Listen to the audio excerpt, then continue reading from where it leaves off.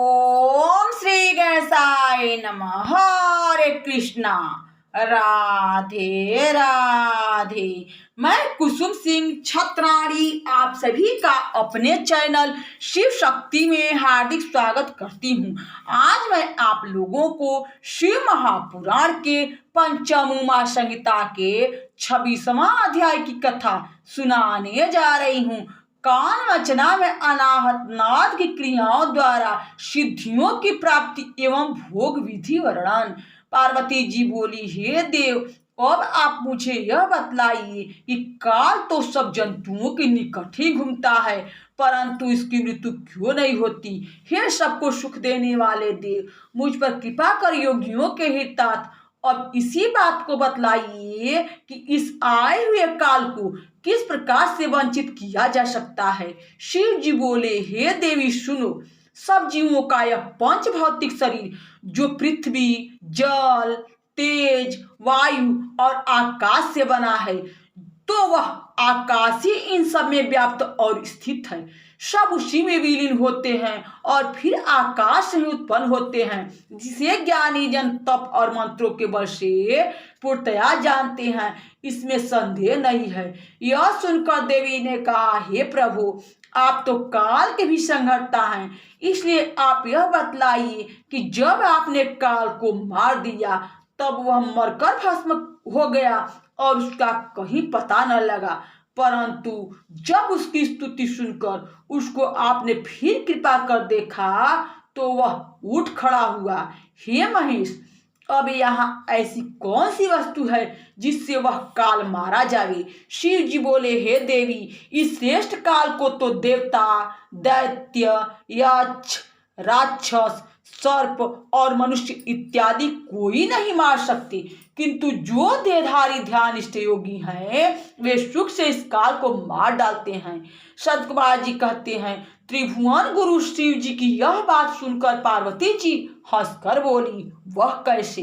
इस पर शंकर जी ने कहा, हे चंद्रवंदने, हे वरारहे, यह पंचभूतों से उत्पन्न हुआ शरीर जो सर्वदा उनके गुणों से युक्त है, उत्पन्न होकर यह पार्थिव वायु फिर उनमें ही लीन हो जाता है, जिन सब के गुण अलग अलग हैं।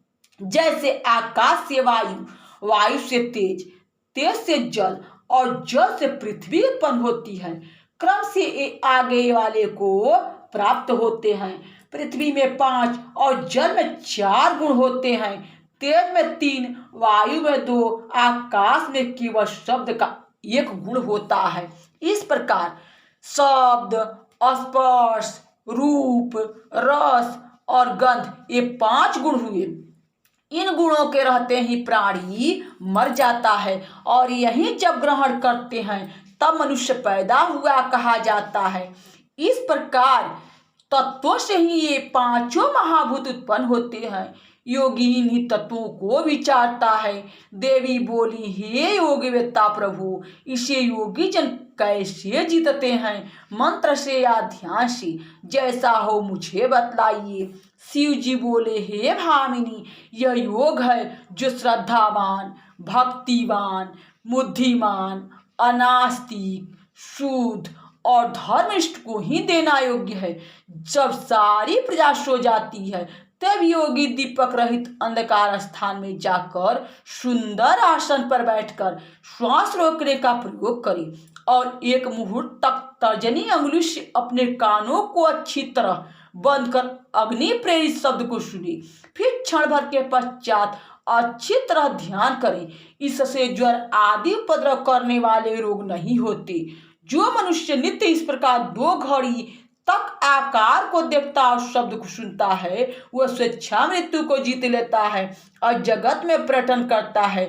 उसे सर्वज्ञता और सर्व देशों की संपूर्णता सिद्धियां प्राप्त हो जाती हैं। उस शब्द को सुनकर योगी शीघ्र ही संसार बंधन को काट देता है और नित्य योगियों से भी सूक्ष्म हो जाता है।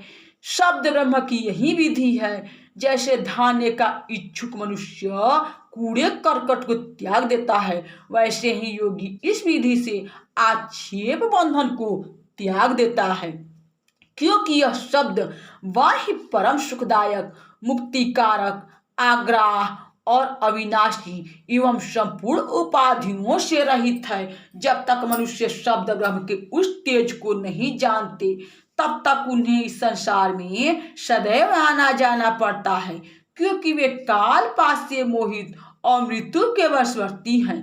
किंतु तत्व के जान लेने पर जन्म रूपी बंधन से मुक्त हो जाते हैं।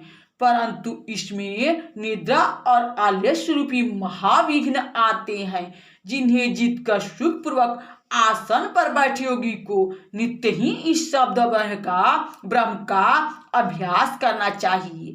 ऐसा करते हुए पूरे 100 वर्ष तक आरोग्य रह सकता है और उसका मृत्युंजय शरीर स्तंभता को प्राप्त हो जाता है। जब वृक्षों तक को यह लाभदायक है तो तरुण मनुष्यों का तो कहना ही क्या है।